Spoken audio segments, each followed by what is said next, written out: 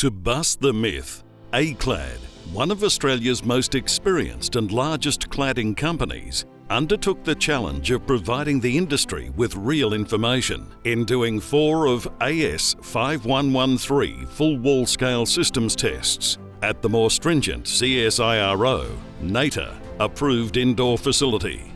ACLAD's mission was to reassure all Australian building owners, in whom have a total of 7.2 million square metres of the proven fire-safe Mitsubishi Alpolic FR on their buildings, including many large hospitals, how it performed in this extreme fire test. ACLAD's attitude to this stringent fire test was to replicate as constructed details and framing material to ensure the 4 tests truly represented as constructed projects. That is, number 1, no cavity barriers were used. Number 2, a large 125mm cladding zone.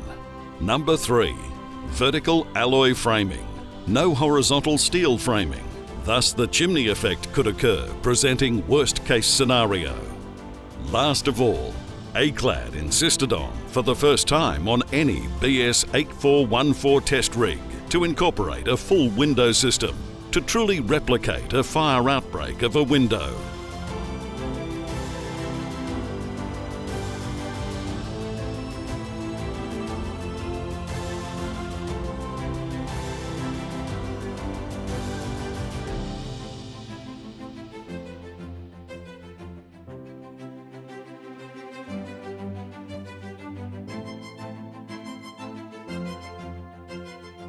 The Grenfell Tower fire in 2017, I believe, was the catalyst for this huge change. There was a huge discussion in Australia around what is an attachment, why have people been allowed to put this kind of cladding on types of buildings that would be high-rise facilities, or the type of use where people are sleeping, that kind of thing. And then, relatively quickly they brought out the 2016 BCA Amendment 1, which looked to change the way to actually define what an external wall was. So there was no more excuses, oh, this is an attachment. It looked at the whole wall as a complete system, and I think from that point on there was no really escaping that, okay, you really need to have a look at what you are actually putting on these buildings. I think the myths around ACPs or aluminium composite panels are that people view them as one item. It's a bit like saying, you know, I drive a BMW. You don't really understand what's under the hood, what's in the engine, that kind of thing. So it really is what's actually in that central core that makes the difference as to whether something's combustible, flammable, dangerous, or not really a risk at all. Because it was 100% polyethylene core, that caused the issue. Now people are assuming all composites are the same as what went on in London. That's not the case. The Mitsubishi panel, which has been used here since 1999-2000, has been a fire retardant core, FR core, which is still deemed safe to be used on buildings today. There have been plenty of buildings that have been audited with this product on it that are deemed safe to stay. What happened in London, for the person on the street who doesn't understand a lot of this, is the core of that product is highly flammable, and that's what caused all the issues.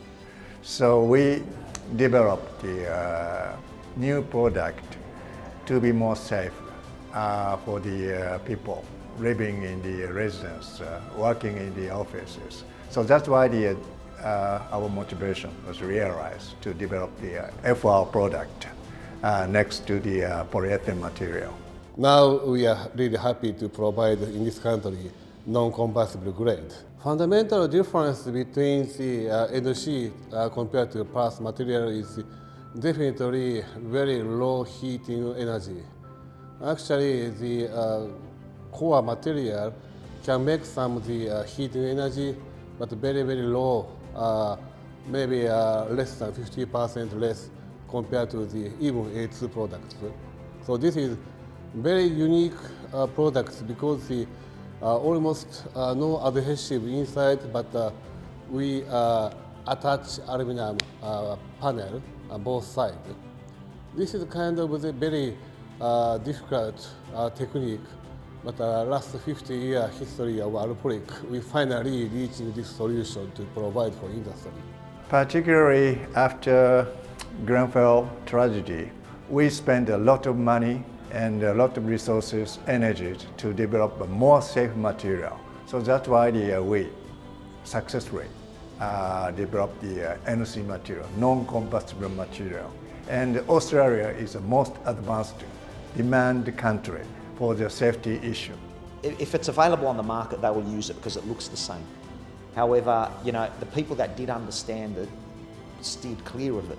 But there are plenty of other suppliers who continue to sell it, knowing full well that it's flammable.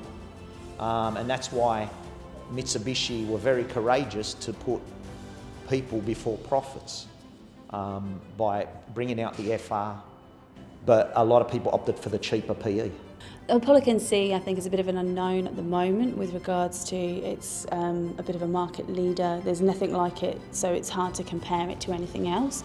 Seeing what appears to be an aluminium composite panel but having 100% material core, there's no polyethylene in there, I think there will be a bit of an education to people to explain that and really get that message across so that they can start to understand the difference between this product and something containing polyethylene.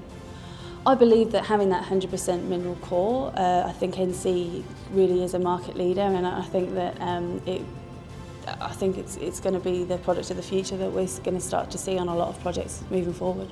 So we're here today to test the Alpolic NC material in a 4,000, so a rain screen wall system in a full-scale fire test to AS5113 standard, and essentially to benchmark that against the previous tests of similar or comparable cladding products to see exactly what those differences are and how this one can perform.